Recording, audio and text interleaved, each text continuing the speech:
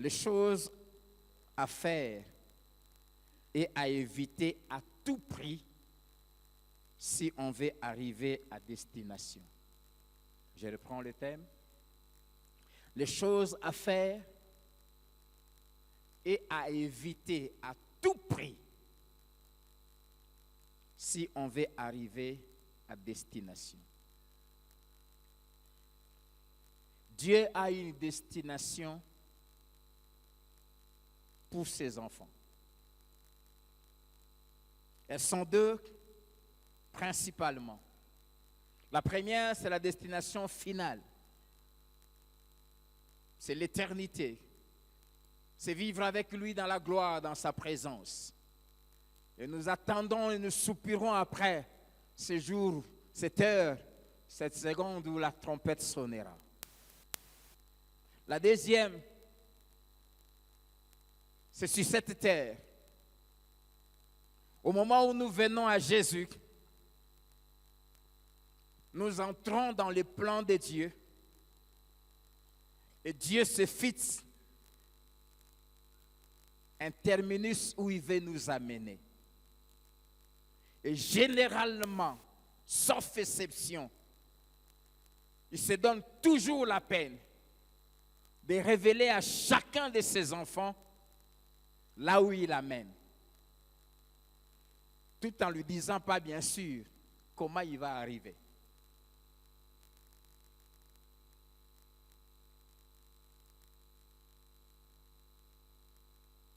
Il a toujours agi ainsi. Il dit à Abraham, quitte ton pays, la maison de ton père, et va vers le pays que je te montrerai. Je ferai de toi, là je te bénirai. Je ferai de toi une grande nation. Des rois sortiront de toi. Il dit, voilà la destination où je t'amène. Joseph a 17 ans, il rêve que toute la famille, mais aussi le monde entier s'incline devant lui. La destination où Dieu voulait l'amener. David a 17 ans. Samuel vient et verse l'huile royale sur lui. Dieu lui révèle là où il va. Et chacun de nous, quand nous venons à Dieu, il a une destination, il nous amène. Mais pour y arriver, il y a des choses à faire. Et des choses à éviter à tout prix pour y arriver. Nous allons lire des longs passages bibliques. Le premier, c'est dans Exode chapitre 23. S'il vous plaît, ouvre ta Bible avec moi. Que tu l'aies au téléphone ou pas, ouvre-la quand même. Et lis avec moi. Exode 23, verset 20. Et je vais aller même jusqu'à la fin. Exode 23, verset 20. Voici, j'envoie un ange devant toi pour te protéger en chemin et pour te faire arriver au lieu que j'ai préparé. Il y a un lieu que Dieu a préparé pour toi, Philadelphie Lubumbashi. Et je déclare que tu viens de mettre les pieds dans ces lieux.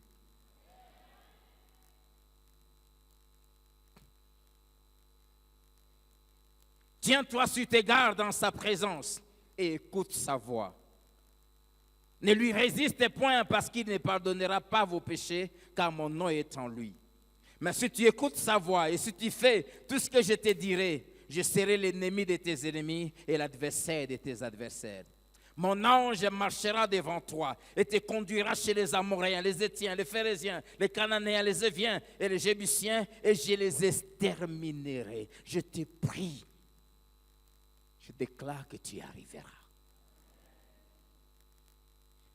N'osez jamais vous mettre sur la route de quelqu'un qui marche avec Dieu. L'ange qui est devant lui te détruira.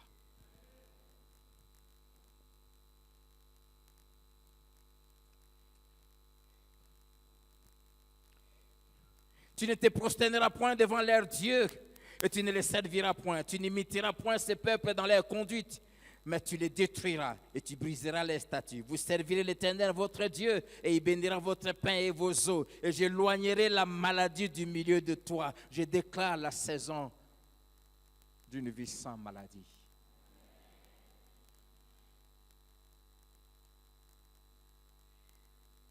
Au nom de Jésus.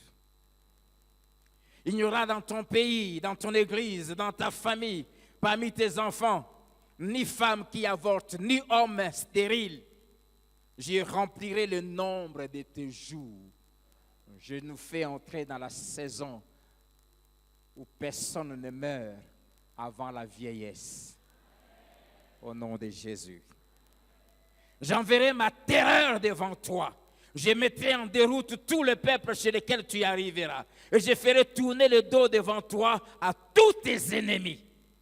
Quand Dieu marche avec quelqu'un, je t'en supplie, n'ose jamais le combattre. J'enverrai les frêlons devant toi et ils chasseront loin de ta face les Éviens, les Cananéens et les Étiens. Je ne les chasserai pas en une seule année, loin de ta face. C'est pour cela qu'il nous parle des saisons. C'est pour cela qu'il a dit, je commencerai à t'élever. Tu vas commencer à monter, année après année. Ta vie ne restera plus statique. Ta vie ne fera plus jamais de surplace.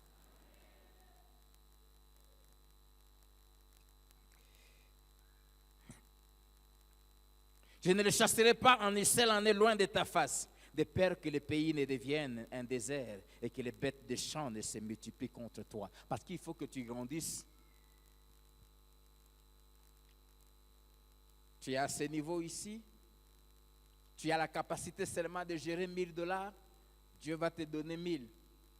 Et pendant ce temps, il forme ton caractère, ta capacité, ta maîtrise de soi, ton humilité pour t'apprendre à gérer 50 000. Et quand il sent que les 1000 ne t'en font pas bouger la tête, tu es resté toi-même. Tu continues à te prosterner devant Dieu, à servir Dieu. L'année 2024, tu vas passer à 50 000. Boum! Et si tu restes stable, tu restes chrétien, tu restes respectueux, 2025, tu passeras à 150 000. Je suis sérieux, ce n'est pas des chiffres que je jette comme ça.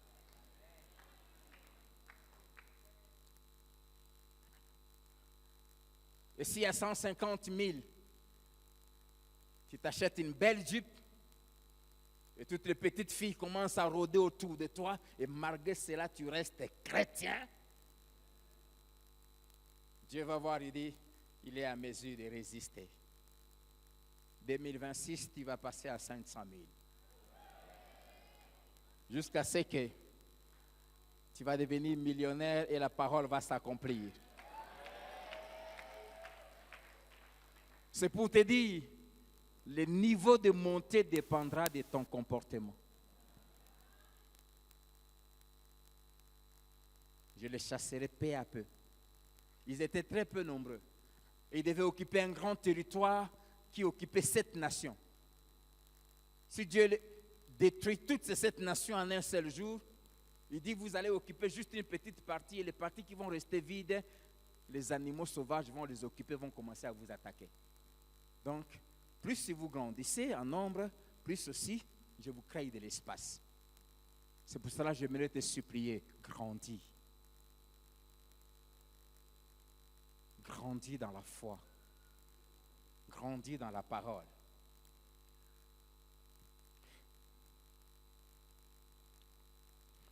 Je les chasserai peu à peu loin de ta face jusqu'à ce que tu augmentes en nombre et que tu puisses prendre possession du pays. J'établirai tes limites depuis la mer Rouge jusqu'à la mer des Philistins. 1 Corinthiens chapitre 10.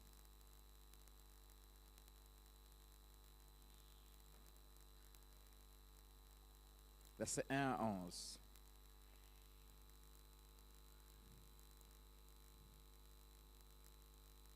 1 Corinthiens 10, 1 à 11. Si tu vois ton voisin en train de dormir, dis-lui pardon.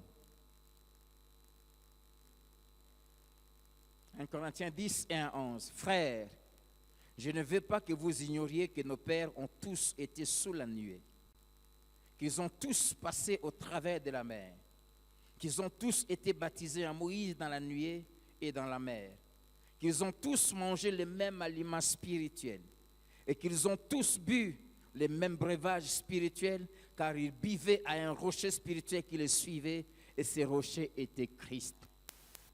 Mais, oh, je prie qu'il n'y ait pas un mais dans ta vie par rapport à cette saison. Mais la plupart d'entre eux ne furent point agréables à Dieu, puisqu'ils périrent dans les déserts.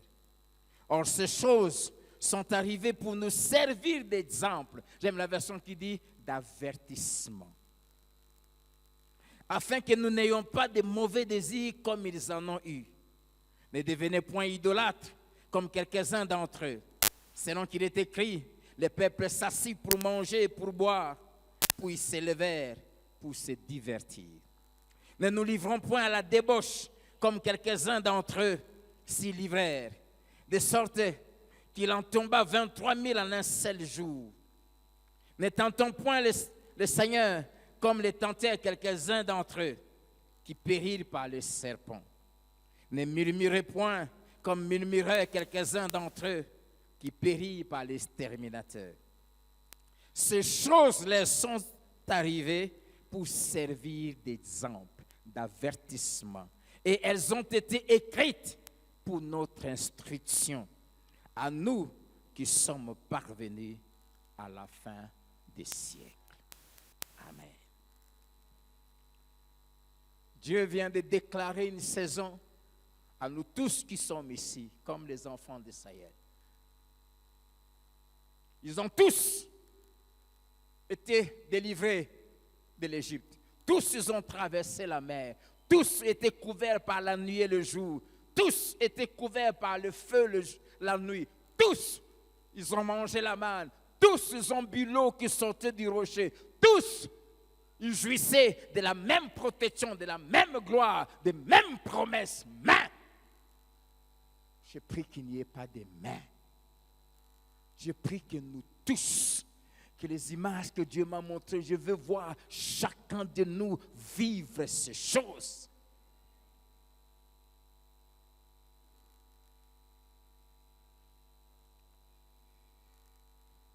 Nous allons terminer la lecture par un long passage du psaume 106. Je suis certain que déjà la simple lecture de la parole est en train de faire son travail dans nos cœurs. Psaume 106, du verset 3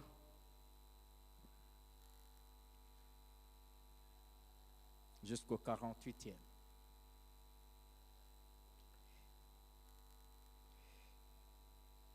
Heureux ceux qui observent la loi, qui pratiquent la justice en tout temps. Éternel, souviens-toi de moi dans ta bienveillance pour ton peuple. Souviens-toi de moi en lui accordant ton secours afin que je voie le bonheur de tes élus. Que je me réjouisse de la joie de ton peuple et que je me glorifie avec ton héritage. Nous avons péché comme nos pères. Nous avons commis l'iniquité et nous avons fait le mal. Nos pères en Égypte ne furent pas attentifs à tes miracles. Ils ne se rappelèrent pas la multitude de tes grâces. Ils furent rebelles près de la mer rouge.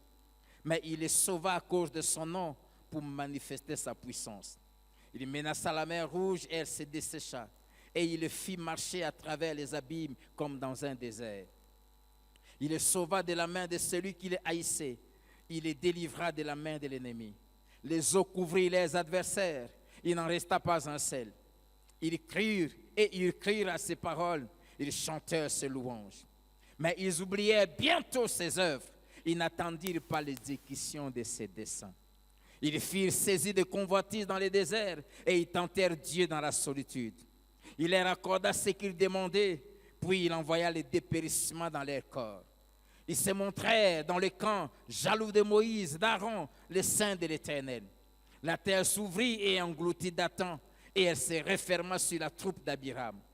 Le feu embrasa leurs troupes, la flamme consuma les méchants. Ils firent un veau en Horeb. Ils se prosternèrent devant une image de métal fondu. Ils échangèrent leur gloire contre la figure d'un bœuf qui mange l'herbe. Ils oublièrent Dieu, leur sauveur, qui avait fait de grandes choses en Égypte, des miracles dans les pays des Cham, des prodiges sur la mer Rouge. Et il parla de les exterminer. Mais Moïse, son élu, se tint à la brèche devant lui pour détourner sa fureur et l'empêcher de les détruire.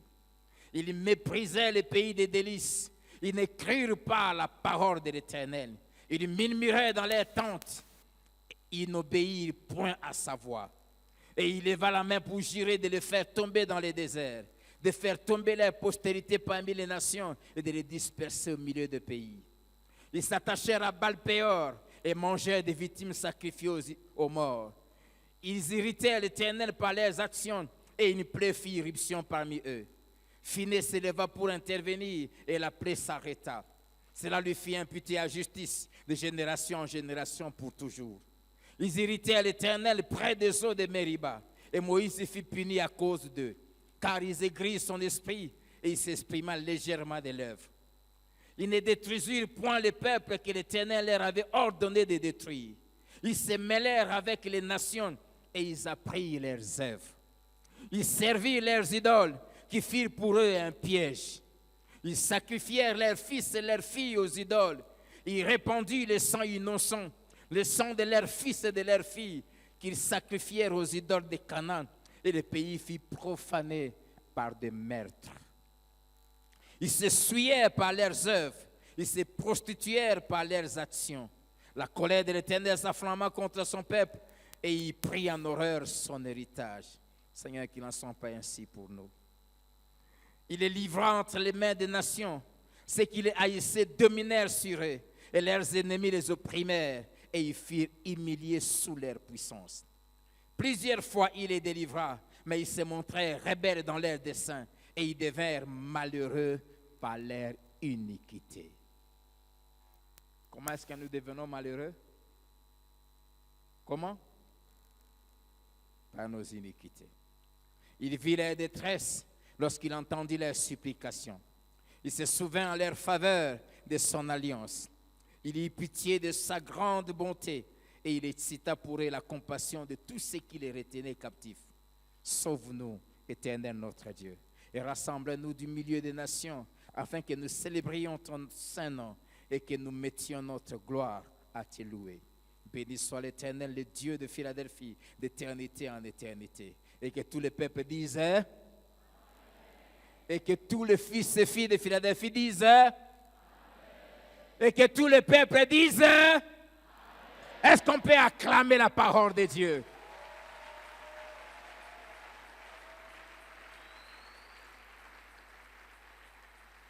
Amen.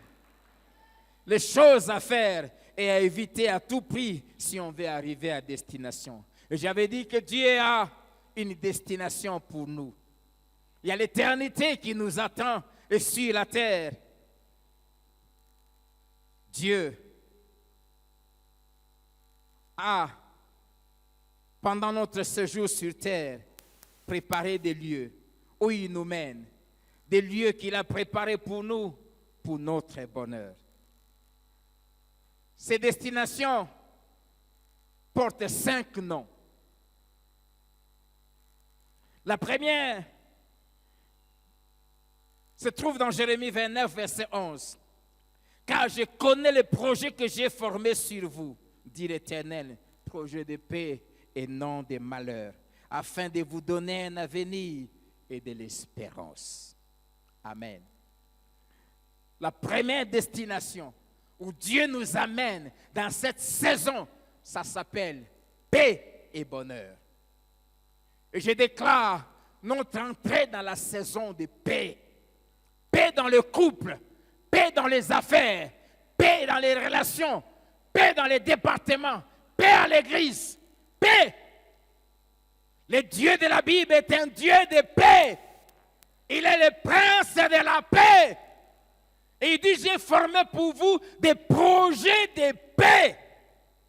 Quand tu entres dans le plan de Dieu, la paix vient dans ta vie.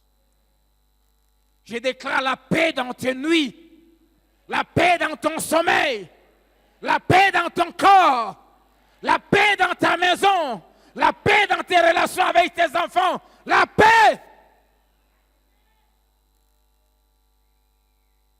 La saison de paix, des projets de paix et de bonheur. Je proclame notre entrée dans la saison du bonheur, dans la saison d'accomplissement des rêves, afin de vous donner un avenir et de l'espérance. Quand nous entrons dans les plans de Dieu, il nous donne un avenir.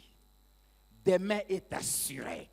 Je déclare l'entrée dans la saison où le demain de nos enfants est assuré. Le demain de notre couple est assuré. C'est pour cela que je t'annonce, ne t'inquiète plus jamais du lendemain, car le lendemain est déjà assuré. Apprends à dormir en paix, parce que Dieu s'occupera de demain. Demain est assuré. Les solutions aux défis de demain sont déjà disponibles. La réponse aux questions de demain existe déjà. Dieu nous fait entrer. Il nous mène dans des lieux de paix. Dans Psaume 23, verset 6, la Bible dit, « Oui, le bonheur et la grâce m'accompagneront tous les jours de ma vie. » Le verset 2, la Bible dit, « Il me dirige près des eaux paisibles. » Je déclare que maintenant, Dieu conduit nos vies. Dieu conduit ton mariage vers un mariage paisible. Alléluia. Dieu te conduit célibataire vers un mari paisible. Dieu te conduit vers une épouse paisible. Dieu te conduit dans les affaires paisibles. Dieu te conduit vers un quartier paisible. Dieu te conduit vers une maison paisible où tes nuits seront paisibles.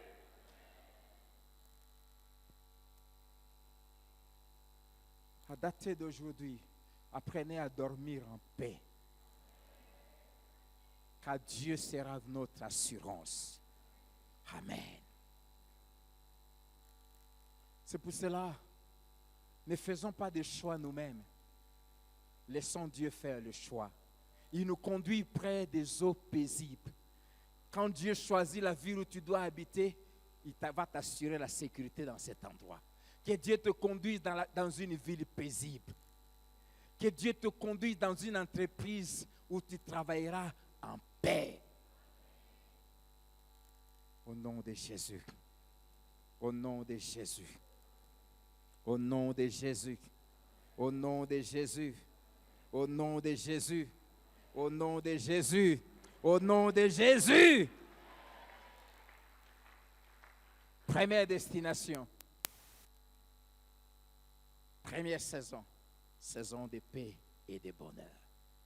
Deuxième destination où Dieu nous mène, c'est la destination où nos âmes et nos corps vont vivre en paix. Matthieu 11, versets 28 à 29. Venez à moi, vous tous qui êtes fatigués et chargés, et je vous donnerai du repos. Prenez mon joug sur vous et recevez mes instructions, car je suis doux et humble de cœur, et vous trouverez du repos pour vos âmes.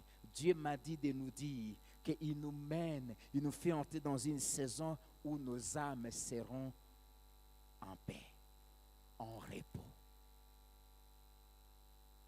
Plus de troubles, sois en paix avec toi-même. Cesse de te culpabiliser à cause de fautes que tu as commises hier. Que ton âme soit en paix. La paix de Dieu entre dans nos corps maintenant. Que quelqu'un qui a souffert pendant des années reçoive maintenant la guérison dans son corps. Au nom de Jésus, je proclame le repos dans nos corps. Au nom de Jésus, les repos dans nos corps. Au nom de Jésus, je proclame les repos.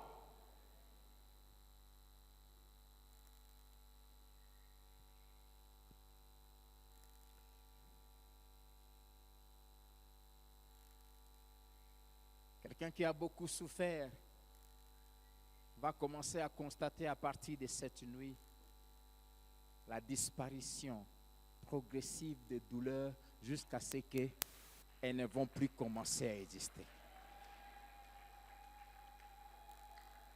Quand Dieu décide de nous donner du repos, il ne le donne pas en partie. Dieu ne fait pas une œuvre en partie. Il m'avait dit, vous allez oublier les douleurs qui vous ont fait pleurer.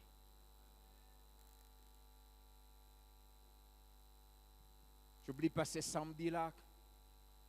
J'ai laissé l'équipe avec laquelle je prépare les cultes. Je priais moi-même au bureau.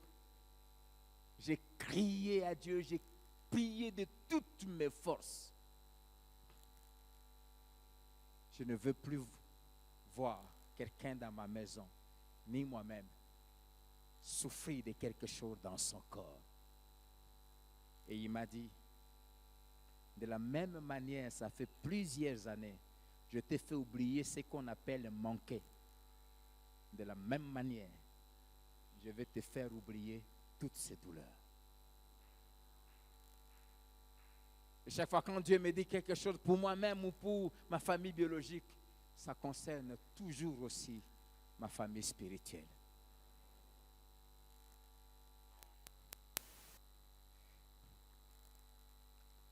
Troisième destination, elle est glorieuse. Deutéronome chapitre 11, versets 10 à 15. Car le pays dont vous allez entrer en possession n'est pas comme le pays d'Égypte, d'où vous êtes sortis, où tu jetais dans les champs ta sémence et les arrosais avec ton pied comme un jardin potager. Le pays que vous allez posséder est un pays de montagnes et de vallées, et qui boit les eaux de la pluie du ciel. C'est un pays dont l'Éternel, ton Dieu, prend soin, et sur lequel l'Éternel, ton Dieu, a continuellement les yeux du commencement à la fin de l'année. Amen.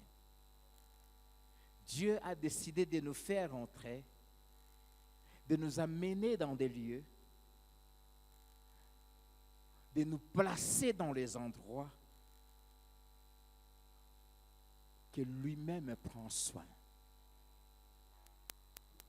Enfants de Philadelphie, à dater d'aujourd'hui, Dieu va commencer à vous introduire, que ce soit dans la vie professionnelle, que ce soit dans d'autres domaines de la vie, dans les endroits où les yeux de Dieu sont là du 1er janvier au 31 décembre. Quand Dieu vous mène à un endroit, quand celui qui vous amène, il aura ses yeux sur vous, à cet endroit-là, il dit du 1er au dernier jour de l'année. Je vis en paix parce que je ne suis pas venu à Lubumbashi par moi-même. C'est lui qui m'a amené ici. C'est pour cela qu'il ne faut pas me combattre parce que les yeux de Dieu sont sur moi où que j'aille. 24 heures sur 24, du 1er au dernier jour de l'année. Je vous mène dans un pays où mes yeux sont fixés du 1er au dernier jour de l'année. Que Dieu te mène dans un mariage où ses yeux seront du 1er au dernier jour de l'année. Et quand les yeux de Dieu sont sur toi, les yeux de Dieu contrôlent tout. Sélectionnent qu'est-ce qui doit entrer, qu'est-ce qui ne doit pas entrer. Les yeux de Dieu choisissent les choses qui doivent arriver et celles qui ne doivent pas arriver. Les yeux de Dieu.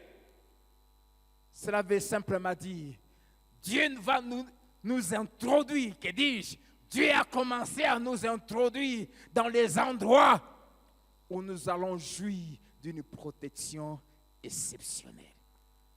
Il dit, c'est un pays où l'Éternel ton Dieu, que l'Éternel ton Dieu plutôt prend soin. Quand tu es là où Dieu veut que tu sois, c'est un endroit où Dieu prend soin. Dieu prend soin de ces lieux. Dieu prend soin de cette œuvre. C'est pour cela ici, on ne manquera jamais. Dieu prend soin. Dieu prend soin. Dieu prend soin. Je déclare qu'à dater d'aujourd'hui, Dieu va commencer à prendre soin de toi. Dieu va commencer à prendre soin de toi. Dieu va commencer à prendre soin de tes enfants. Dieu va commencer à prendre soin de ta maison. Dieu va commencer à prendre soin de ta famille. Je vous mène dans un pays où l'Éternel, ton Dieu, a les yeux du premier au dernier jour. Un pays que l'Éternel, ton Dieu, prend soin. Prends soin. C'est pour cela que je vous annonce, fini la saison où vous vous battez pour avoir.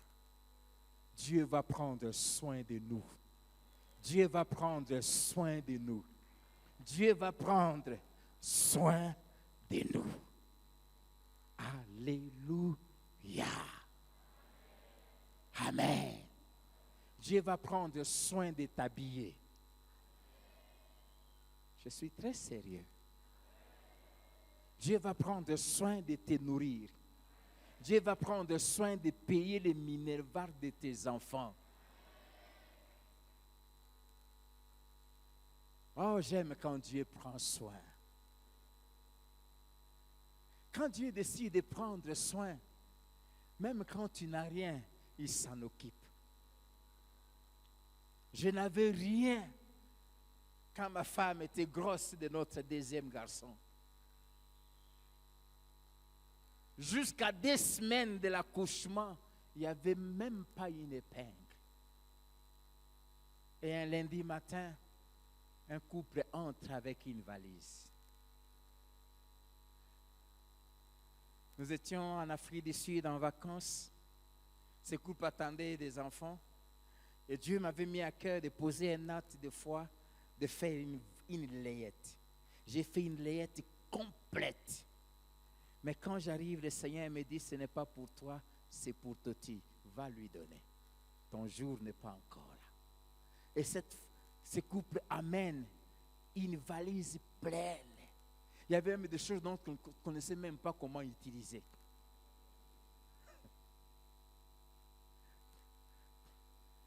Je manquais tellement que on avait notre première voiture qu'on avait, une Mercedes 200. J'avais mis 5 litres et que j'avais fait 1 mois, je ne touchais pas à cette voiture-là. J'attendais le jour pour que quand je démarre, mes fils, qu'on arrive à l'hôpital. Et c'est ce qui est arrivé. C'était un jeudi. Il est né un vendredi. Ce jeudi-là, notre responsable au campus Pupis avait perdu son petit frère. C'était le jour de l'enterrement. On part à l'enterrement. Alors qu'on quitte le cimetière, j'entre dans une voiture, une Jeep d'un collègue qui m'avait pris. Et le téléphone qu'on avait, ça sonne. Un enfant qu'on avait encadré, même hébergé chez nous pendant quelques temps, qui est parti en France, m'appelle, je décroche. Papa, ça fait longtemps que je te cherche, je n'arrive pas à t'avoir. Bon, je t'ai envoyé 100 €. C'était ma première fois d'entendre parler et de voir un billet d'euros. Prends le code, c'est à tel endroit. Déjà avant de partir, ma femme m'avait dit, je sens que ça commence. Je dis, petit, calme-toi. Je suis rentré. Elle me dit, je sens que les douleurs s'accélèrent. Je lui dis, sois tranquille, j'ai déjà 100 €. À l'époque, l'euro était presque, 100 € c'était presque $140. Vers 23 heures, ça s'accélère. Je démarre la voiture, on arrive à l'hôpital. Il n'y avait rien. Les 100 € là, je n'avais même pas encore récupéré, donc il n'y avait rien. On arrive à l'hôpital, le travail se fait. 9h15, le petit Jess naît. J'ai assisté à l'accouchement. Dès que l'enfant est sorti, moi, je suis allé me mettre là où l'enfant sortait. Je l'ai regardé. Dès que le petit est sorti, on me l'a donné, je me suis mis à genoux, je l'ai consacré à Dieu. À peine je l'ai remis entre les mains de l'infirmière pour qu'on aille le nettoyer, mon téléphone sonne. Là, dans la salle d'accouchement. L'année précédente, j'étais parti animer un séminaire à Matadi. Et l'église qui m'avait invité m'avait fait loger chez un des membres de l'église. Et ce couple-là, le papa m'appelle, il dit, mon fils, comment ça va? Ça va bien. Comment va ma fille? Je dis, elle vient à peine d'accoucher. Bon, je t'appelle, je t'ai envoyé 10 000 francs. Les 10 000 francs à l'époque, ça valait 100 $. Ah là, il y a eu beaucoup de dévaluation. Hein? Donc, j'avais déjà 100 € et 10 000 francs. Je dis à ma femme, je n'ai pas retiré les 100 € et je n'ai pas retiré aussi les 10 000 francs. Mais en allant, je passe d'abord par chez nous au Campus pour Christ. Et alors que j'entrais, notre responsable numéro 1 sortait. Il me dit, comment ça va? Il dit, ça va bien. Je dis, ta fille vient d'accoucher. Il me dit, ah, viens. Je n'étais pas à votre mariage. Donc, mon cadeau, je ne l'avais pas encore donné. Viens. On entre dans son bureau, il tire le tiroir, il prend 150 $, il me donne, il dit, bon, ça c'est pour mon cadeau. Alléluia. Bien-aimé, je vais vous amener dans un pays où l'Éternel, ton Dieu, prend soin. Je vous fais entrer dans la saison où Dieu va vous prendre en charge. Dieu prend soin de ceux qui lui appartiennent. C'est pour cela, ne mendiez jamais, ne flattez jamais les gens. Prêchez l'évangile, vous qui servez Dieu, prêchez le vrai. Dieu prend soin de ceux qui marchent avec lui.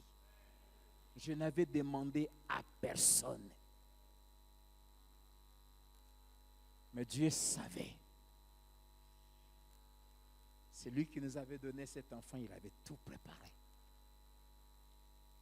J'arrive à l'hôpital, on me donne la facture, c'était 100 $. Et le médecin directeur me regarde et dit, je t'apprécie beaucoup, paye seulement la moitié moi-même. Et il va avec moi à la caisse, lui-même il donne 50 $. Il dit, il va seulement payer 50 $. Hey!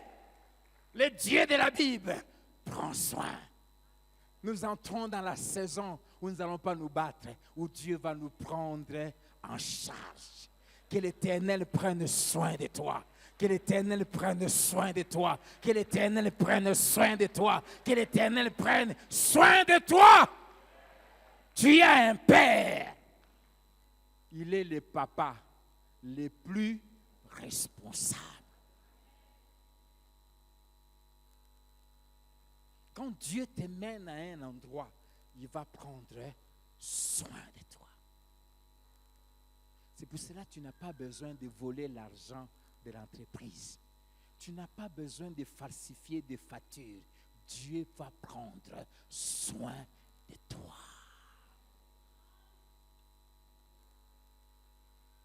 Je ne touche pas à l'argent de l'église. Je vis avec ce que vous me payez. Et Dieu prend soin de moi, de ma femme et de mes enfants. Dieu prend soin. Dieu prend soin.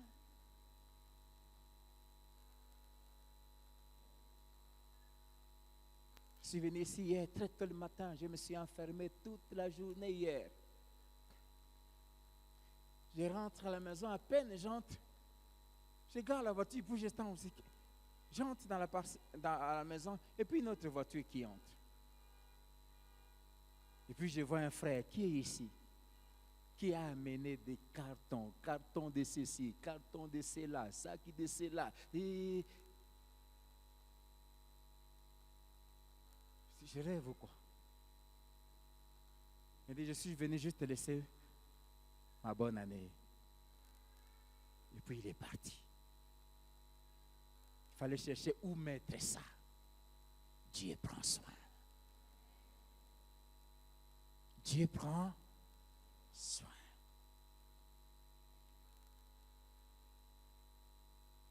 Dieu prend soin. J'ai même provoqué ma femme ce matin.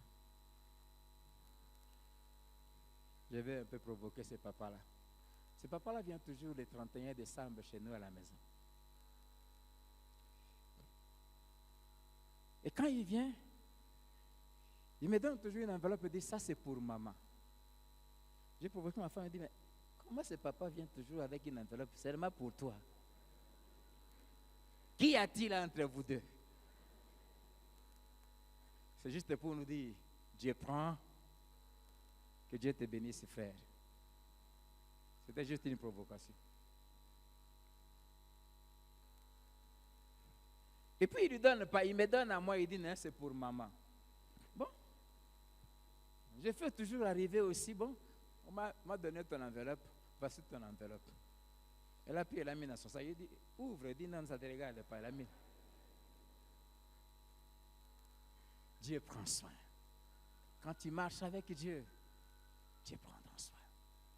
Et nous sommes maintenant, depuis minuit, dans la saison où Dieu va prendre.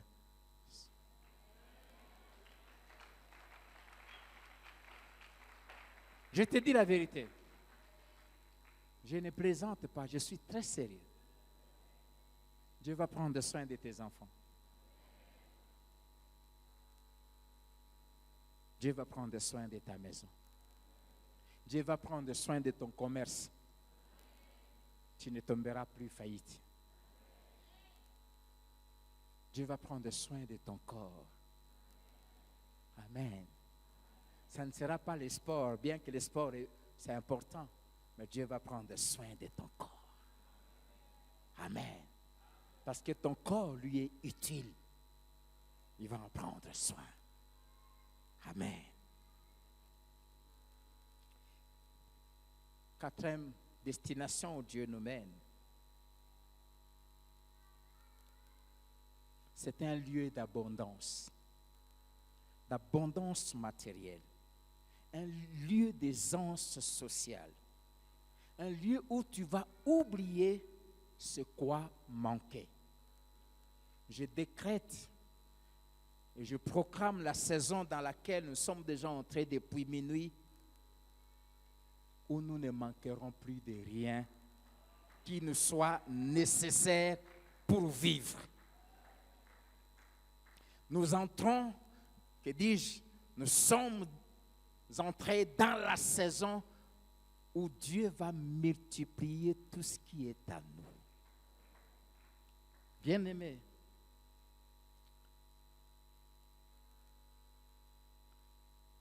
même si tu n'aimes pas l'argent, si tu es fils de Dieu, fils de Philadelphie, tu vas avoir l'argent. Dieu va te donner l'argent.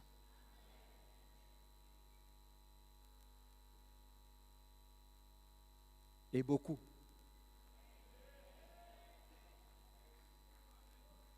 Vraiment beaucoup. Petit frère Joël, petit Dieu va te donner beaucoup d'argent. Je le dis devant témoin, ne m'oublie pas. Il m'a dit quelque chose qui va t'arriver, petit. Je prie que Dieu te donne une bonne femme. Je risque de faire les choix moi-même. Parce que tu traînes trop, toi aussi. Ce garçon aura beaucoup d'argent. Je l'aime beaucoup, il est passionné de Dieu. C'est un jeune frère, waouh. C'est lui le responsable. Voir seulement ce qui se passe ici, vous comprenez que le leadership vient de Dieu. Amen. Vous avez un bon responsable, un frère très spirituel. Il est peut-être moins âgé par rapport à plusieurs d'entre vous, mais si vous le respectez, Dieu vous amènera très loin. Il n'y a pas d'histoire d'âge dans les choses de Dieu. Ezali Kamboyama, Futa.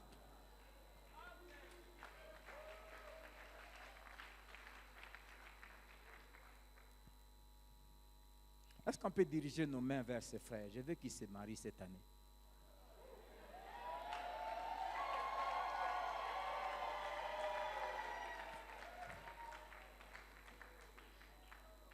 Tout ce que l'Église à l'unisson demande à Dieu, Dieu le fait.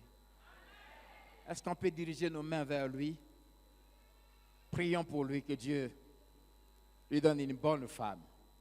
Et qu'avant le 31 décembre, qu'il soit marié.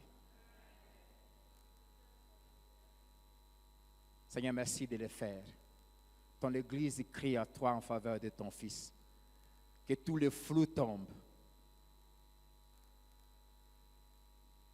Ouvre ses yeux et accomplis cette prière au nom de Jésus. Amen.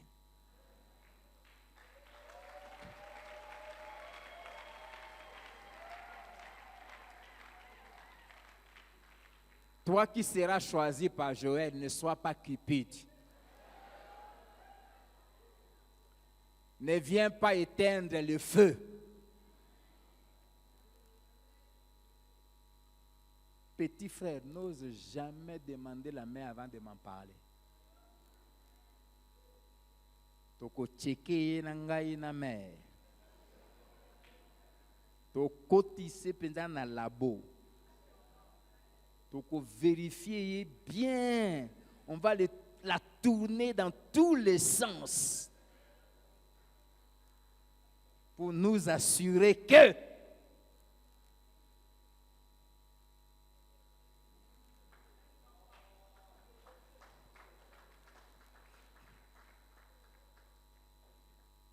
Deutéronome 8. Écoutez-moi. Car l'Éternel, ton Dieu, va te faire entrer dans un bon pays. Pays de cours d'eau, de sources et de lacs qui jaillissent dans les vallées et dans les montagnes. Pays de froment d'orge, de vignes, de figuiers, de grenadiers. Pays d'oliviers et de miel. Il y a 2 ans, ces 2 têtes, celui-ci et le précédent, j'en avais parlé. Et le Seigneur m'a dit, reviens parce que quand tu avais parlé, c'était des choses qui allaient arriver, mais maintenant, vous êtes en train. Verset 9. Pays où tu mangeras du pain avec abondance. Pays où tu ne manqueras de rien. Pays dont les pierres sont du fer et des montagnes duquel tu tailleras les reins. Lorsque tu mangeras et te rassasieras, tu béniras l'Éternel ton Dieu pour le bon pays qu'il t'a donné. Lorsque tu mangeras et te rassasieras, lorsque tu bâtiras et habiteras de belles maisons, lorsque tu verras multiplier ton gros et ton menu bétail, s'augmenter ton argent et ton or, s'accroître tout ce qui est à toi. Je déclare que nous sommes entrés dans la saison de l'abondance. Une des choses que Dieu a promises à mon ministère et à cette église, c'est l'argent. L'argent propre. L'argent gagné dans l'intégrité et dans la droiture. Ne nous mettez pas dans le panier l'argent sale.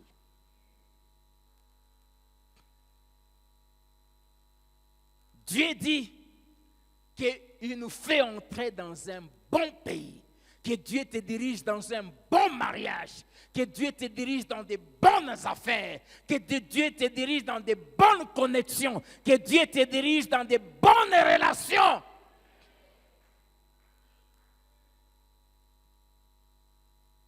Que Dieu te dirige dans les bonnes alliances.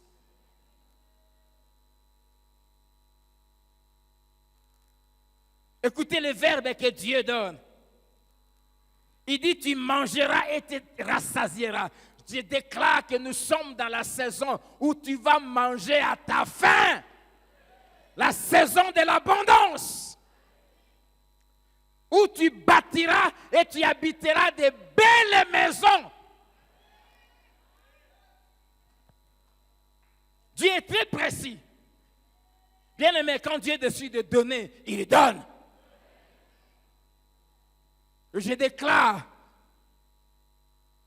qu'à dater d'aujourd'hui, nous tous qui sommes ici, dans les 10 ans qui viennent, que plus jamais qu'il y ait un locataire, au nom de Jésus. Et quand tu vas commencer à bâtir, souviens-toi que Dieu a dit qu'il faut bâtir des belles des maisons d'Engewana. Il faut bâtir des belles maisons que Dieu te donne. Tu entres dans la saison où tu vas conduire des belles voitures. Tu vas porter des beaux costumes.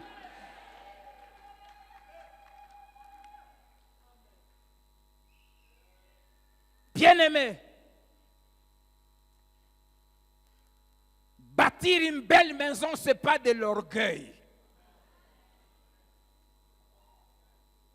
S'acheter une belle voiture, si Dieu t'en donne les moyens, ce n'est pas de l'orgueil.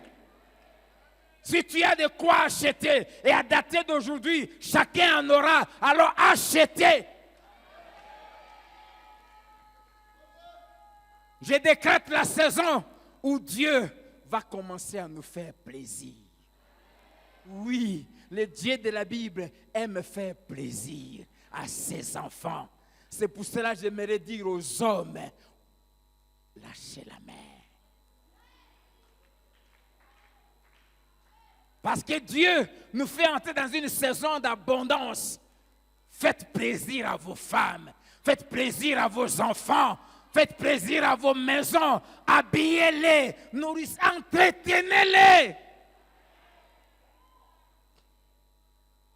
Amen. Allez au restaurant. Tu n'as jamais mangé de crevettes. Je déclare la saison où tu vas commencer à manger les crevettes.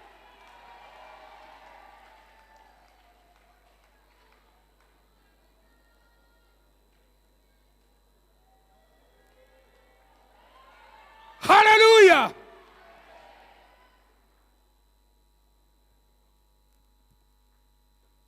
Une des caractéristiques de nous ici, il y aura la crainte de Dieu et la richesse qui vont marcher ensemble.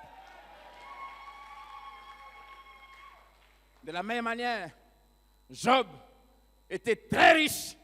Il était aussi l'homme le plus craignant Dieu. J'aimerais te dire que les deux marchent ensemble. Et les deux s'entendent bien. Tous ceux que vous voyez qui disent qu'ils ont l'argent, qui ne craignent pas Dieu, posez-vous la question d'où vient cet argent. Quand c'est Dieu qui donne, plus ça monte, plus la crainte de Dieu monte. Tu ne peux pas avoir l'argent de Dieu et commencer à prendre les femmes d'autrui. Tu ne peux pas avoir l'argent de Dieu et commencer à maltraiter tes travailleurs. Tu ne peux pas avoir l'argent de Dieu et devenir arrogant et orgueilleux. Commencer à regarder les autres de haut. Plus Dieu donne, plus on descend. Plus Dieu donne, plus on est reconnaissant. Plus Dieu donne, plus on fait du bien aux autres. Plus Dieu donne, plus on valorise les autres. Plus Dieu donne, plus on bénit les autres. Rappelez-vous cette phrase que j'ai redite ici à tout moment quand je prêche. La vraie vie chrétienne, c'est celle d'être utile à Dieu et utile aux autres. Si ta vie n'est pas une bénédiction pour les autres, elle est nulle. Si ta richesse ne suffit qu'à toi-même, ne fais pas prospérer les autres. Si autour de toi, toi tu manges bien et autour de toi les gens souffrent, tu es mauvais. Ce n'est pas Dieu qui t'a donné. Quand Dieu donne, il a dit à Abraham, je te bénirai, toi. Ça s'arrête là. Et tu deviendras quoi? Une source de bénédiction. Le 2, quand Dieu est béni, on devient une source. La source coule et qui veut venir puiser, viens puiser. Que Dieu te rende riche en Dieu, riche dans la parole, riche dans la connaissance de Dieu, riche en onction, riche en inspiration, riche en dons spirituels. Que Dieu te rende riche dans les choses de Dieu, riche en argent, riche en biens. La Bible dit, quand tu verras s'accroître et se multiplier tout ce qui est à toi, je déclare que tu vas non seulement bâtir des maisons, mais en avoir beaucoup.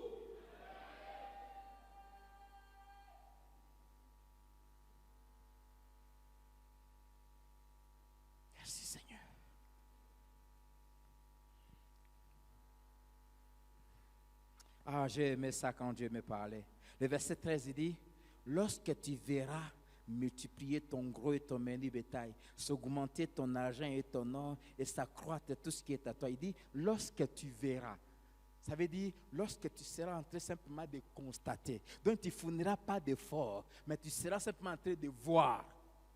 Ça s'ajoute. Ça s'ajoute. Car il est écrit, à celui qui a, on donnera encore. C'est pour cela, ne faites pas l'image d'un parent pauvre.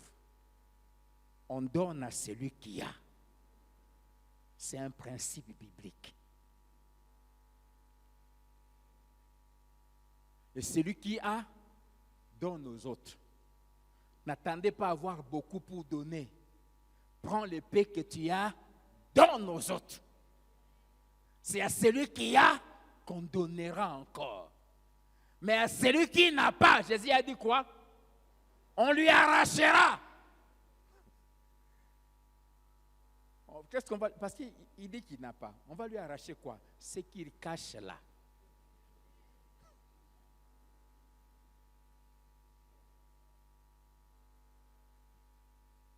Donnez et il vous sera donné.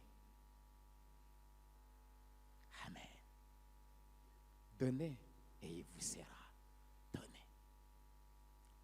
Tu verras, tu ne fourniras pas d'effort, tu seras simplement en train de constater.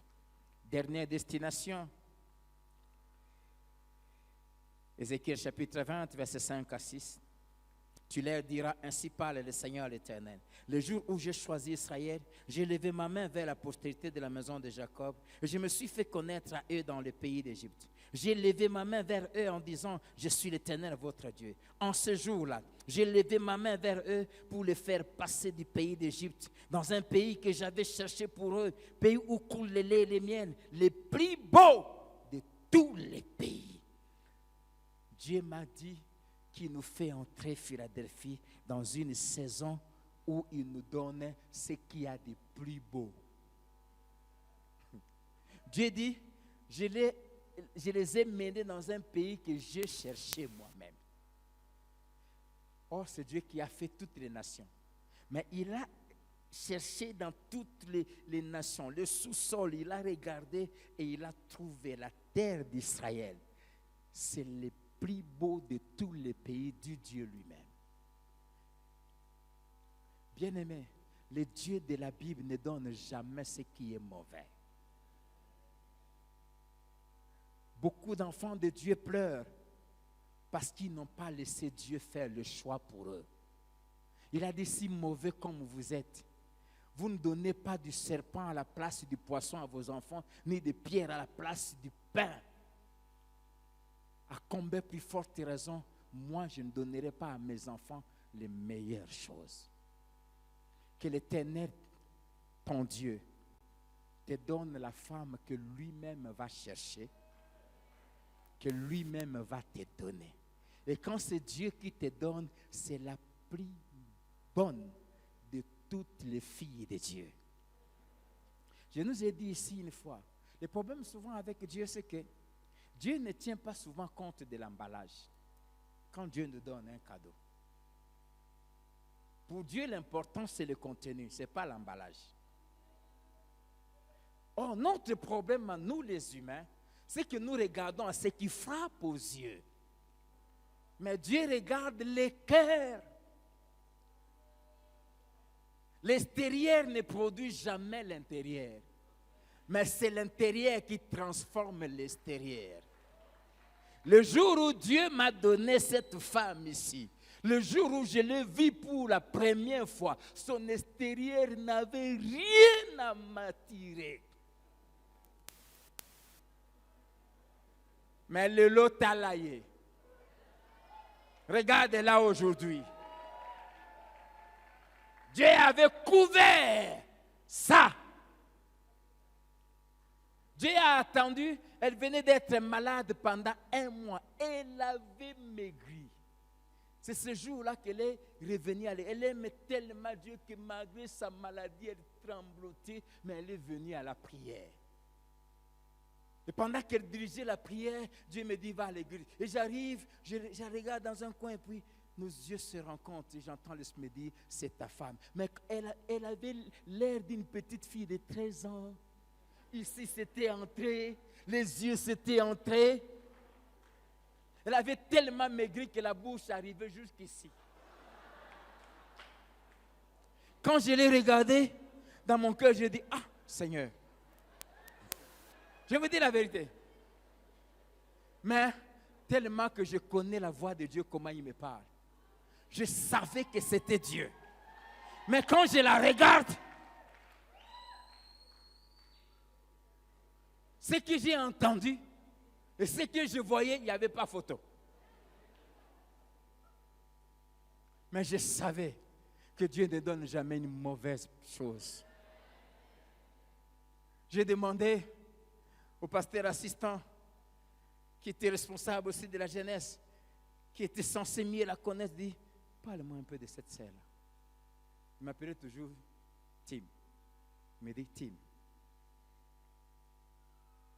dans cette église, c'était l'extension de la borne alimentée par ordre de vie.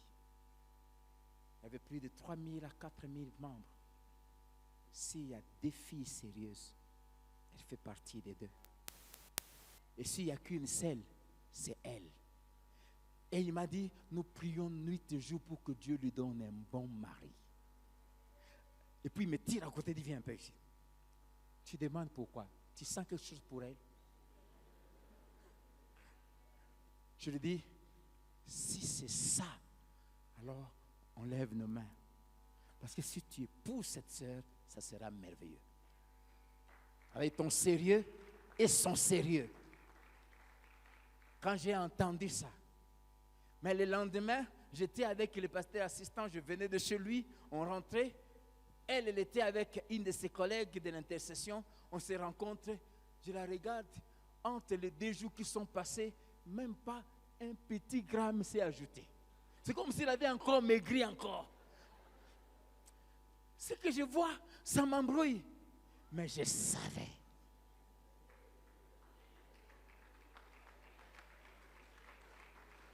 Je savais. Aujourd'hui, quand je l'entends prêcher, je la regarde.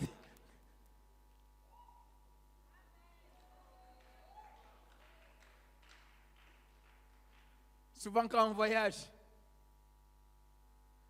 souvent, moi, on m'invite à prêcher derrière elle. Bizarre.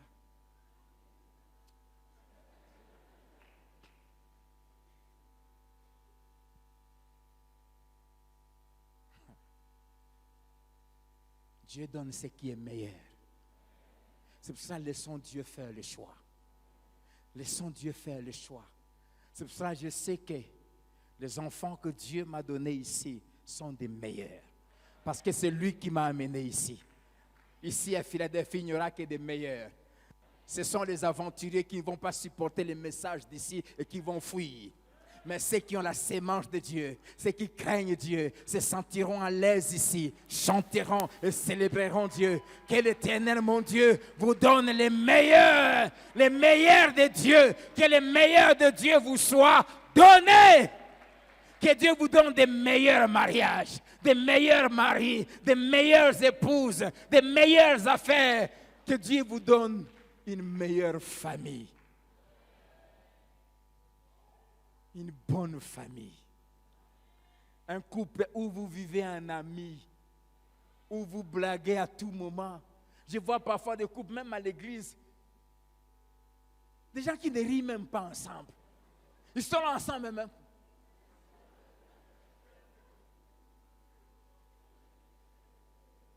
Vous croyez que vous pouvez impressionner Dieu par votre sérieux? Parlez un peu. Si vous êtes en couple, faites-vous un peu un bisou. Les couples.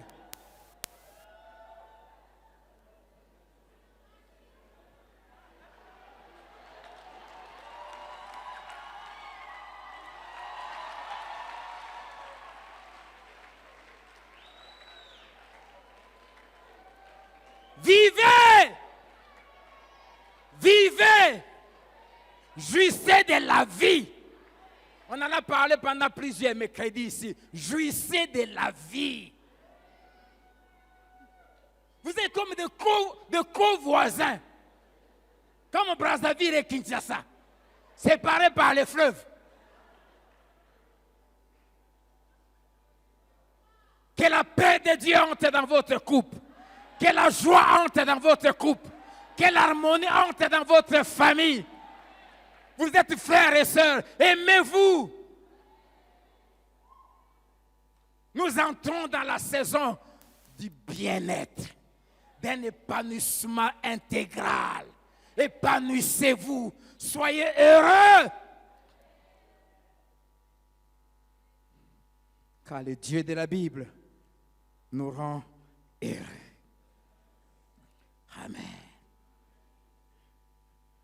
Que Dieu vous mène vers des choses que lui-même a choisies.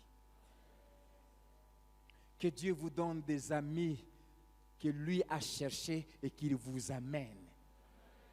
Des amis de la destinée. Des amis qui, quand ils entrent dans votre vie, changent votre histoire. Vous propulsent vers le haut. Pas des amis qui vous tirent vers le bas. Pas des amis qui viennent détruire votre vie. Que Dieu éloigne de vous de mauvaises personnes. Que Dieu éloigne de vous de mauvais amis. Que Dieu vous amène des amis que lui-même a cherchés et qu'il vous donne. Des amis comme David et Jonathan.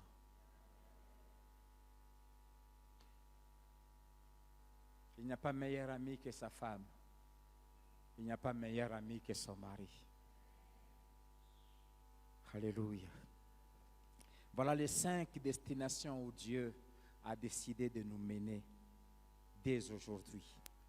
Mais pour y arriver, il y a des choses que Dieu doit faire et que nous devons faire.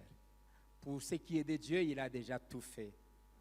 Il nous a donné son alliance, où sa grâce fait pour nous les 80%, et même les 20%, c'est lui qui les fait. Il a promis de nous distinguer. Il a promis de nous protéger, de ne jamais écouter Balak et Balaam contre nous. À part de Dieu, nous avons lu dans Exode 23 plutôt, verset 20, il dit, « J'envoie mon ange qui marchera devant toi. » Cet ange-là, c'est Jésus.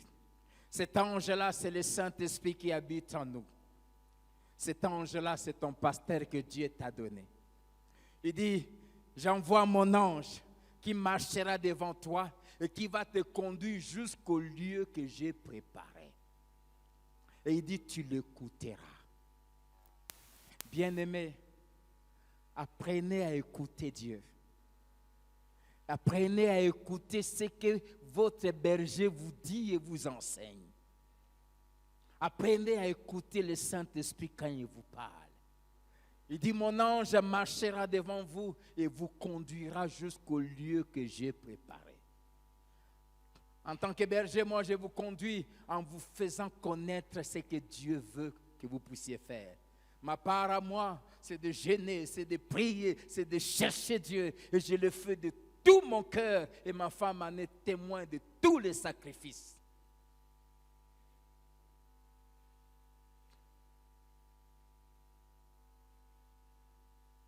J'aime jamais me tenir devant vous ici pour vous dire des choses que vous voulez entendre. Toujours m'assurer que j'ai écouté Dieu. Ce matin, alors que j'ai quitté la maison, il me provoquait. Il m'a dit, depuis que nous sommes rentrés, tu vis toujours au ciel. C'est comme si je n'existais pas. Je lui ai dit, j'ai un peuple qui doit savoir où il doit aller. Nous sommes rentrés depuis le mercredi de l'autre semaine là. Et depuis ce mercredi-là, elle ne me maîtrise même pas. Et les couples, vous comprenez. Je fais ma part. Mais je prie que tu écoutes et que tu fasses ce que Dieu dit.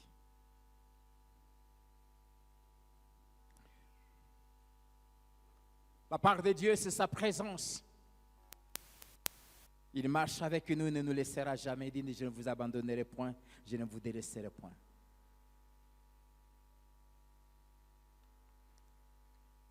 La part de Dieu, dans 2 Pierre chapitre 1, verset 3 à 4, la Bible dit, comme sa divine puissance nous a donné tout ce qui contribue à la vie et à la piété au moyen de la connaissance. Dieu nous a donné tout ce qui nous aide à mener une vie qui l'honore. Mais les moyens qui mènent à ça, c'est la connaissance de Dieu. Est-ce que tu lis ta Bible? La part de Dieu, il nous a tout donné. Colossiens 2, verset 10, la Bible dit, en lui nous avons tout et pleinement, en Jésus-Christ. Alors sache que si tu échoues, si tu n'arrives pas à prospérer, à t'épanouir, si tu n'arrives pas à destination, la faute n'est pas à Dieu. C'est à toi la faute. À lui n'est pas la faute si tu n'arrives pas à destination. Deutéronome 32, verset 5 à 6, il dit, s'ils sont corrompus, à lui n'est point la faute. La honte est à ses enfants, race fausse et perverse. Est-ce l'Éternel que vous en rendrez responsable, peuple insensé et dépourvu de sagesse? Ce n'est pas Dieu qui est responsable. Tout chrétien est appelé à régner. Par la puissance du Saint-Esprit, par l'onction de Dieu, par la connaissance de la parole de Dieu. Tout chrétien qui marche avec Dieu, qui craint Dieu, ira de gloire en gloire. Si ça ne se fait pas, la faute n'est pas à Dieu. Dieu a fait sa part. Dieu fait toujours sa part. Et à la croix, Jésus a dit, tout est accompli. Il n'y a plus rien à faire de la part de Dieu. Dieu a tout fait. Mais pourquoi nous partageons?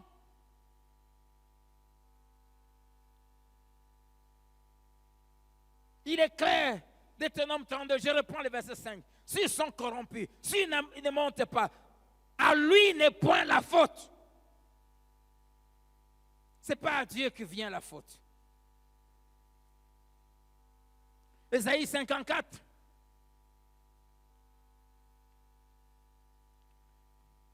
Verset 1 à 4. Écoutez ce que Dieu dit sur sa vigne. Il dit, je chanterai à mon bien-aimé les cantiques de mon bien-aimé sur sa vigne. Mon bien-aimé avait une vigne sur un coteau fertile. Il en a remué le sol. Il a ôté les pierres et mis un plat délicieux. Il a battu une tour au milieu d'elle et il a creusé aussi une cuve.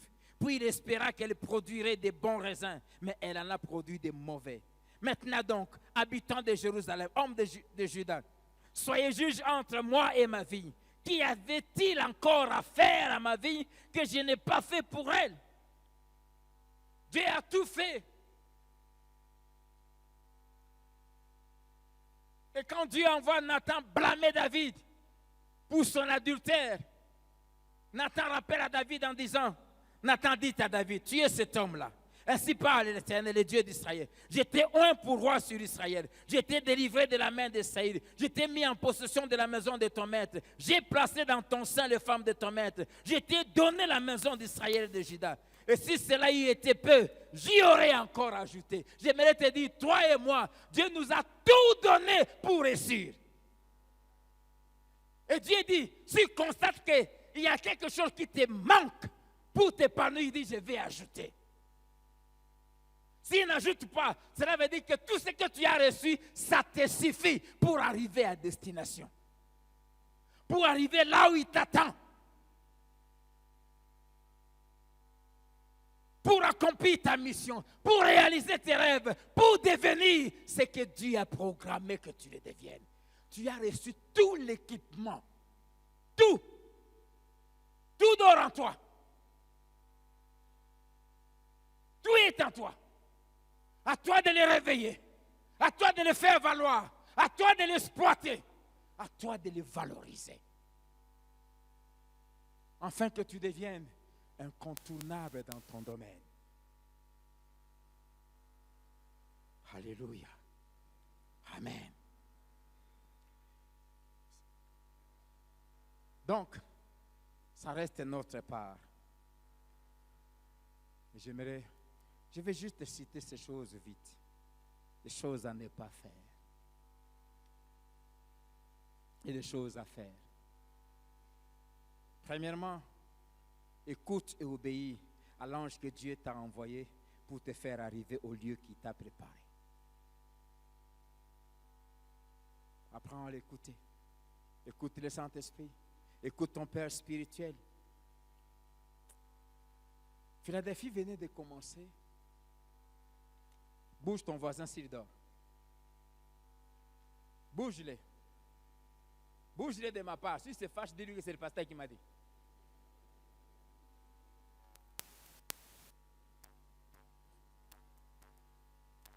Nous sommes arrivés un dimanche.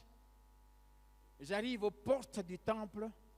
J'ai fait cette prière à Dieu. J'ai dit, Seigneur, si tu me veux ici et au pied de ton serviteur, parle à lui de moi. Il s'est passé presque un mois. Un dimanche, un grand temple, on était au dernier banc, au fond là-bas. Il a prêché un puissant message. Et puis à la fin, il a demandé à toute l'église de se mettre à genoux. Il y avait un temps de prière très fort et nous étions à genoux. Je ne sais même pas quand est-ce qu'il a quitté la chair pour arriver au fond de nous. J'attends seulement une main sur ma tête. J'ouvre les yeux. Il avait ses deux mains sur nos têtes, moi et ma femme. Et puis il me dit, j'ai lutté pendant toute la prédication. Durant toute la prédication, j'ai reçu des visions sur toi. Et Dieu m'a dit que je vienne prier pour vous. Est-ce que tu permets? J'ai dit oui. Il a prié. Puis, à la fin, il dit, suivez-moi au bureau. Nous le suivons au bureau. Il me dit, viens à la maison demain, après-demain plutôt, mardi, à 19h30. J'ai demandé l'autorisation à mon chef où je suis allé. Et nous sommes restés de 20h à 23h. Il m'a parlé de lui. Je lui ai parlé de ma vie. Et puis il me dit, les mardis passés, ça fait quelque temps que je vous vois à l'église. Les mardis passés, j'ai prié, j'ai eu une vision. Alors que j'étais à genoux sur toi. Je t'ai vu sur une échelle. Il y avait 10 niveaux. Tu étais au premier niveau et tu viens de mettre ton pied droit sur le deuxième niveau. Et j'ai entendu le Seigneur me dire, je te l'ai envoyé pour que tu le fasses arriver là au sommet où je l'attends. Bien-aimé, pour nous faire arriver là où Dieu nous amène, il nous donne toujours un berger. C'est pour cela qu'il se fâche contre moi, qu'il me blâme, qu'il crie sur moi. Je lui ai déjà dit un jour, je ne te quitterai pas. Parce que Dieu t'a dit que c'est toi qui dois me faire arriver là-bas. Cela veut dire quoi? Me séparer de Dalo, ça veut dire bloquer ma marche vers le haut.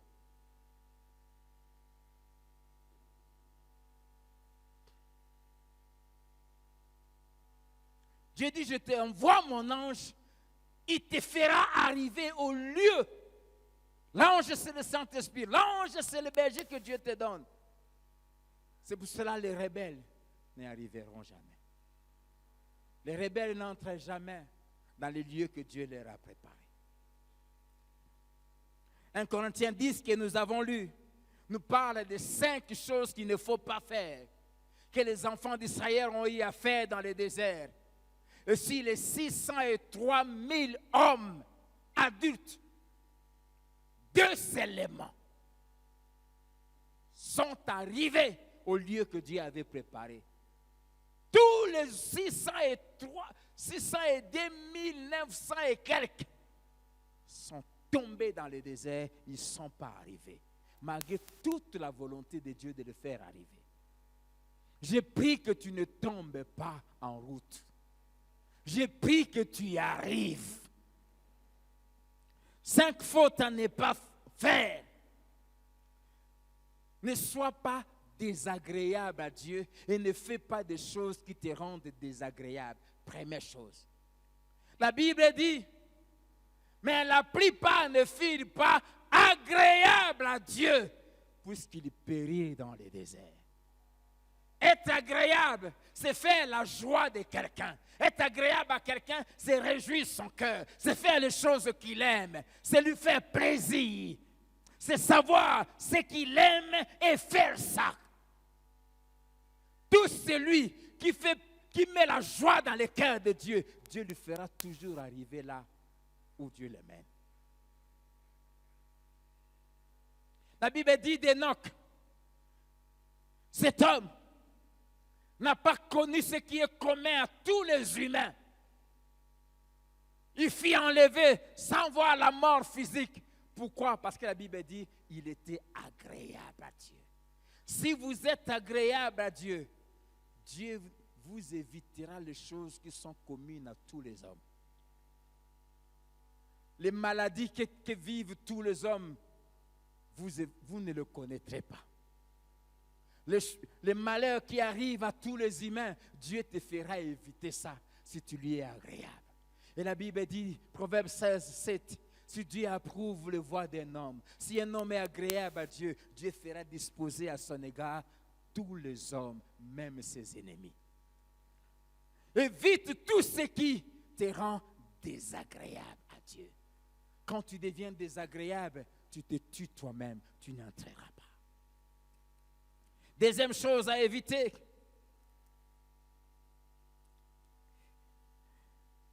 ne deviens pas idolâtre. Ne devenez pas idolâtre, comme quelques-uns d'entre eux. N'allez pas dans l'occultisme. Ne touchez pas aux fétiches. N'allez pas chez les féticheurs. Devenir un idolâtre, c'est aimer quelque chose plus que Dieu. Aime ta femme, mais pas plus que j'aime beaucoup ma femme. Mais ça fait des semaines qu'elle ne me contrôle pas. Parce que j'appartiens à Dieu d'abord.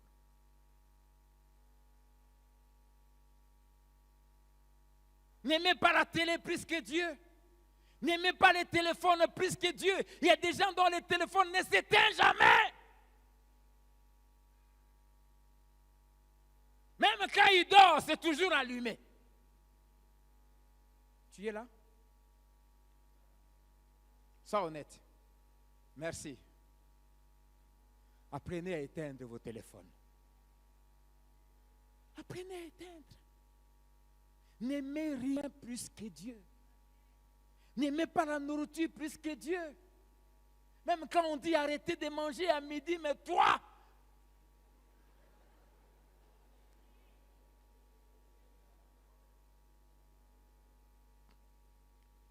n'aimez pas les sept, c'est plus que Dieu. Même quand on dit qu'on gêne. Quand tu dis toujours à ta femme, bon, on gêne, mais pas là-bas. Et puis tu connais bien la Bible, hein? La Bible dit là, il faut qu'on se mette d'accord. Moi, je refuse.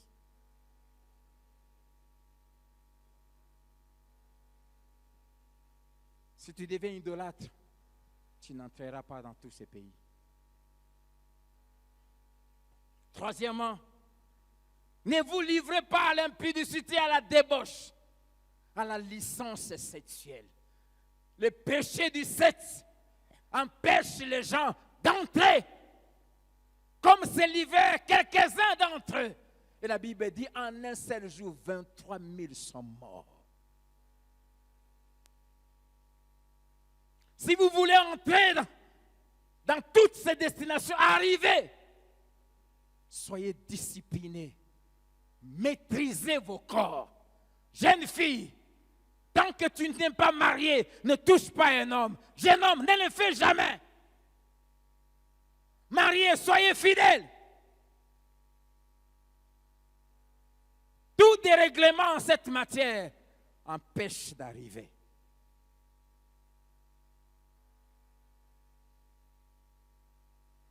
Faites-vous votre théologie à vous. Ah non, ici, ils exagèrent. Mais la Bible Ne change pas. Coucher avec quelqu'un qui n'est pas ta femme, c'est de l'impudicité. La pornographie t'empêchera d'arriver là où Dieu t'amène. La masturbation t'empêchera d'arriver là où Dieu t'amène. Nous ne sommes pas des animaux.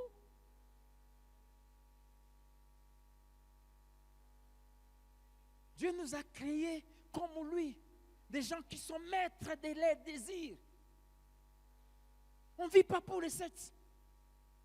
Vous avez déjà entendu quelqu'un qui est mort parce qu'il avait tellement envie et puis...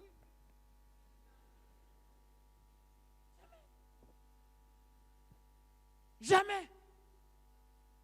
Jamais. Il y a un temps pour tout. Ne faites pas ça comme eux avaient fait. La Bible dit, et ils périrent dans le désert. Quatrième chose, ne tentez pas Dieu. Tenter Dieu veut dire quoi? Forcer la main de Dieu. Demander à Dieu de faire quelque chose quand Dieu ne veut pas la faire. Ou avant son temps.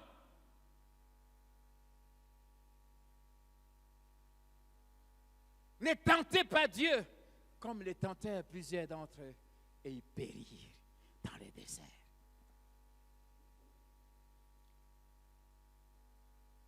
Cinquièmement, ne murmurez point. Qu'il y ait des gens qui ne font que se plaindre. Ils se plaignent de tout. Ils se plaignent de leur sort. Ils sont toujours mécontents. Ils ne sont jamais satisfaits. Des gens qui sont tout le temps en train de bouder. Philippiens 2, verset 14, la Bible dit, faites toutes choses sans murmure. Dieu n'aime pas les murmures, les plaintes. Si vous êtes de cette race qui aime tout le temps murmurer, c'est quoi ça? Et aussi, toujours. Jamais content. Vous n'y entrerez pas.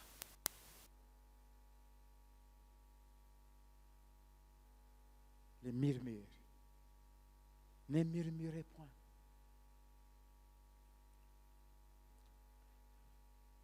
Toutes ces choses font tomber et fait périr ceux qui les font. Verset 6. La Bible dit, ces choses-là sont arrivées pour nous avertir. Parce que ceux qui les font connaîtront les mêmes sorts qu'eux. L'idolâtrie, l'impudicité, tenter Dieu, les murmures font périr. Je termine par ces 7 choses qui sont dans les psaumes 106 que nous avons lus. La première, ils ne sont pas arrivés parce qu'ils ne savaient pas se souvenir des miracles et des grâces que Dieu leur a accordées dans le passé. Chaque fois quand ils étaient face à un obstacle, face à un problème, ils commençaient à se plaindre. Ils oubliaient facilement ce que Dieu avait fait hier.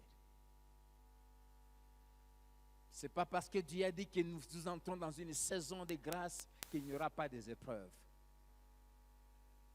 Mais Dieu n'aime pas des gens qui croient en lui simplement quand il agit. Chaque fois que vous serez face à un obstacle, souvenez-vous de ce que Dieu avait fait hier. Et comme David dit, le Dieu qui m'avait délivré, il me délivrera aussi ici. Dieu aime les gens qui ont foi en lui. C'est pour ça que je n'aime pas autour de moi des gens qui voient toujours des choses dans le sens négatif. C'est compliqué, on ne va pas y arriver, on ne va pas faire ceci. Si les saints dieux font des choses qui étonnent l'humain, une des choses qui m'a toujours étonné, c'est quand je suis dans un avion. Quand je vois des centaines de gens avec des bagages, ces gros trucs qui se soulèvent et qui se maintiennent dans les airs pendant plusieurs heures, fabriqués par l'homme. Et quand on veut faire quelque chose pour Dieu, oh non, ça demande beaucoup d'argent. Ceci, cela.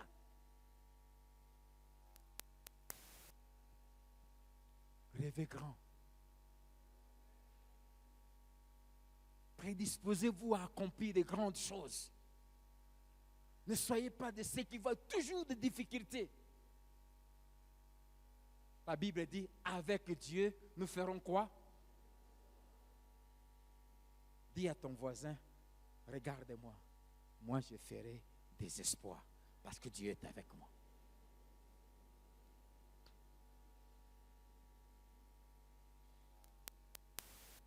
Dans ce Congo ici, que les gens sont en train de fuir, dis à ton voisin, je bâtirai des immeubles, moi.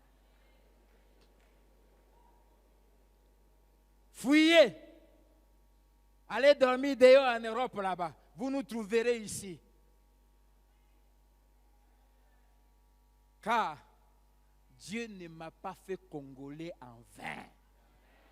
Je n'ai pas choisi d'être Congolais. Oui, il y a beaucoup de problèmes au Congo, c'est vrai. Oui, il n'y a pas de courant, c'est vrai. Oui, il n'y a pas d'eau, c'est vrai. Oui, la politique est malade, c'est vrai. Mais Dieu a fait de moi Congolais. Et aux yeux de Dieu, le meilleur pays qu'il avait trouvé pour moi, c'est le Congo. Et c'est ici que je vais m'épanouir. Ayez foi en Dieu. Le problème, ce n'est pas le Congo. Le problème, c'est d'avoir Dieu. Le problème, ce n'est pas le gouvernement. Cessez de critiquer les politiques. Le problème, c'est d'avoir Dieu. Avec Dieu, je ferai des espoirs, peu importe l'endroit. Si tu as Dieu, là où c'est sec pour tout le monde, ça va pousser pour toi. Si tu as Dieu, là où c'est désert pour tout le monde, il y aura la pluie. Dieu lui-même va arroser. Pose la question à ton voisin, as-tu Dieu? Tu es avec qui? Avec moi, Dieu. Moi, je ferai. Restez là. On va bâtir des immeubles ici. Bientôt, on va enlever cette maison ici. On va soulever quelque chose ici. Je t'interdis de mourir. Tu dois voir ça. L'argent ne viendra pas de l'Amérique avec nos offrandes. Parce que Dieu va nous bénir. N'est-ce pas, avec nos offrandes, on a acheté 510 000 $, c'est ce lieu ici. Ce n'est pas avec nos offrandes qu'on est en train de construire. On ne reçoit rien de quelqu'un. Je voulais dire la vérité.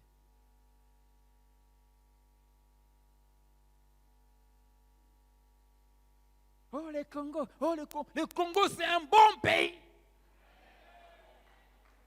RDC, hello Kwamakasi.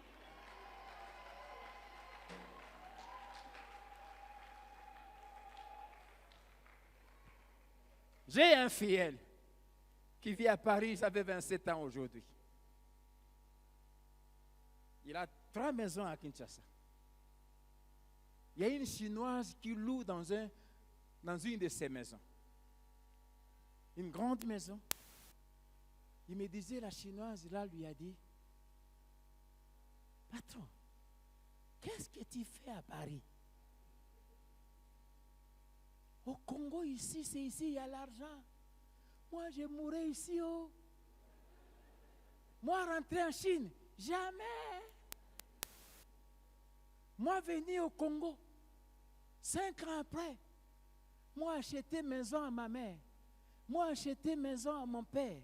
Moi, fait ceci. Toi, tu fais quoi chez les Français? Il m'a dit, la Chinoise m'a révolté. J'ai dit oui. Tu es en train de poireauter ici, entendre les SMIC des Français. Rentre.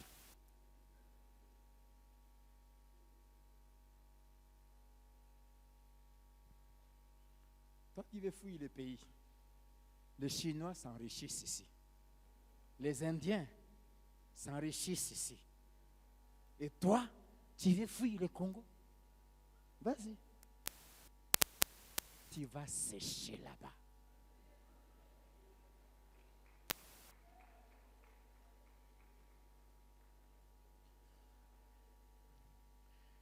Deuxième chose, savoir attendre l'exécution des plans de Dieu et l'accomplissement de ses promesses.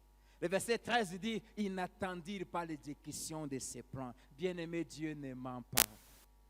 Ce que Dieu a déclaré ici, ça va arriver. Mais apprends à attendre ça. Apprends à attendre dans la prière. Apprends à attendre dans l'adoration. Apprends à attendre en servant Dieu. Quand on a un cœur, ils n'attendirent pas. La Bible dit, quand la promesse tarde, fais quoi? Attends, c'est tout. Pourquoi? Elle s'accomplira. Elle s'accomplira. Dis à ton voisin, si tu ne vois pas en 2023, sache que c'est une saison.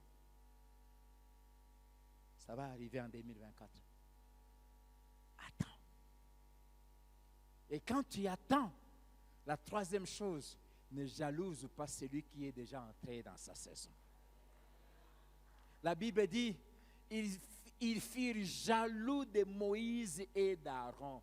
Moïse avait souffert pendant 40 ans où Dieu l'a taillé. Moïse est entré dans sa saison. Pourquoi tu l'envies? Nous n'entrons pas, nous tous, dans notre saison de la même manière. Est-ce que tu as un même les jumeaux ne sortent pas des ensemble. Même quand on fait la césarienne, on ne les tire pas tous les deux au même moment. On prend toujours un avant et puis l'autre. Alors, ne jalouse pas celui qui est entré dans sa saison. Contente-toi de ta situation actuelle. Elle n'est que temporaire. Ça changera. Ça changera. Ton temps viendra. Quand ton temps viendra, tu ne vas plus te bousculer.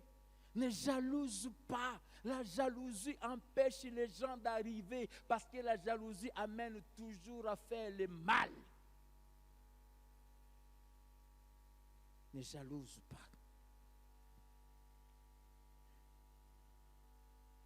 Cinquièmement, évite de mépriser ce que Dieu te donne. Et surtout, de ne pas le comparer avec ce que Dieu a donné aux autres. La Bible dit, ils méprisaient le pays des délices. Quand ils sont arrivés, ils ont comparé le pays promis à l'Égypte. Ne comparez jamais ce que Dieu te donne à ce qu'il donne à l'autre. Jamais. Jamais, jamais. Apprends à te réjouir de ce que Dieu te donne. Sixième chose qu'il faut éviter, éviter d'être une occasion de chute, de douleur et de souffrance pour ton berger. Ils se sont révoltés contre Moïse. Ils l'ont même poussé à bout. Et tous ceux qui avaient fait cela, la terre s'était ouverte et les avait engloutis. Tout celui qui cause de la douleur à ses parents, que ça soit biologique, que ça soit spirituel, n'arrivera pas là où Dieu l'amène. Quand vous devenez une source de souffrance pour vos parents, quand vous les faites pleurer, quand vous les faites mal, la Bible dit, celui qui méprise son père et sa mère, sa lampe s'éteindra sur la route. Et les corbeaux perceront son œil. Or, l'œil, c'est la lampe du corps. Quand on perce ton œil, tu ne verras plus. Ceux qui méprisent leurs parents tâtonnent. Ton père, qu'il soit sorcier, qu'il soit bon ou mauvais, respecte-les.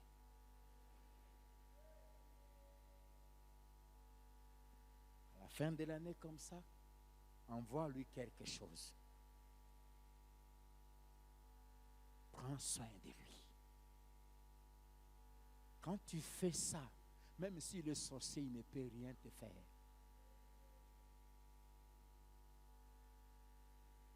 respectez vos responsables à l'église. Même ceux qui sont d'un caractère difficile. Si vous vous comportez comme ça, vous arriverez. La 7e chose, évitez de vous mêler, d'imiter ceux qui n'aiment pas Dieu.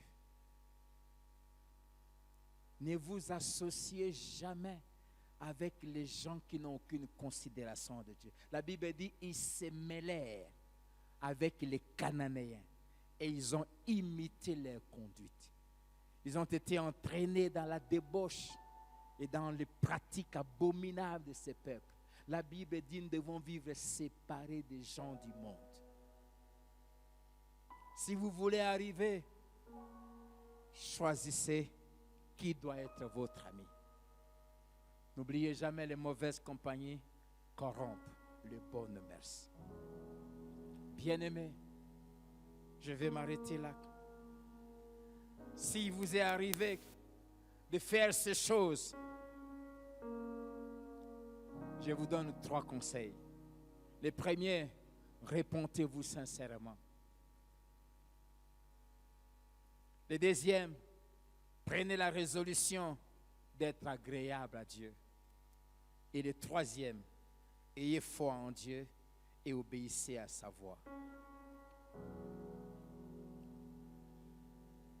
Si vous évitez ces choses, si vous faites ce que Dieu approuve, que dis-je, si nous faisons ce que Dieu approuve, nous arriverons à destination. Je prie qu'aucun de nous ne se prive de la grâce de Dieu. Si quelqu'un veut arriver là où Dieu l'attend, qu'il s'élève, j'aimerais prier avec lui.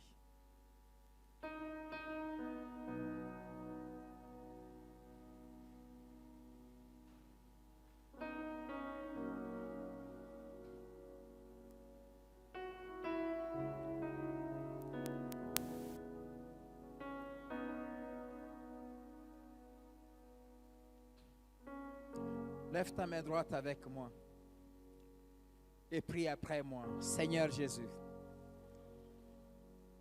merci pour ce bon pays. Merci pour cette saison de grâce, de bonheur et de paix, d'abondance et de prospérité, de gloire et de succès, d'épanouissement à tous égards. Seigneur, je prends la résolution d'y entrer. Je veux que tu me mènes à ce lieu que tu as cherché pour moi, que tu as préparé. Seigneur, je décide d'obéir à ta voix, à la voix de l'ange que tu as mis devant moi, d'écouter ses conseils. Je prends la résolution d'être agréable à toi, mon Dieu, de craindre ton nom, de t'aimer, de te servir. Je prends la résolution de marcher dans l'intégrité, dans la pureté morale, dans la pureté de mon corps. Je refuse l'idolâtrie. Je refuse les murmures. Je refuse les plaintes. Je prends la résolution de te faire confiance, d'attendre l'accomplissement de tes promesses, de compter sur toi, de me réjouir de ce que tu fais pour les autres. Père, je me confie en toi. Je me confie en toi. Tiens-moi la main. Ne me lâche pas. Fais-moi arriver au lieu que tu as préparé. Fais-moi arriver. Et je prends la résolution. Et je déclare que j'y arriverai. J'y arriverai. J'y arriverai. Au nom de Jésus. Par la puissance du Saint-Esprit. J'arriverai. Acclamons le Seigneur.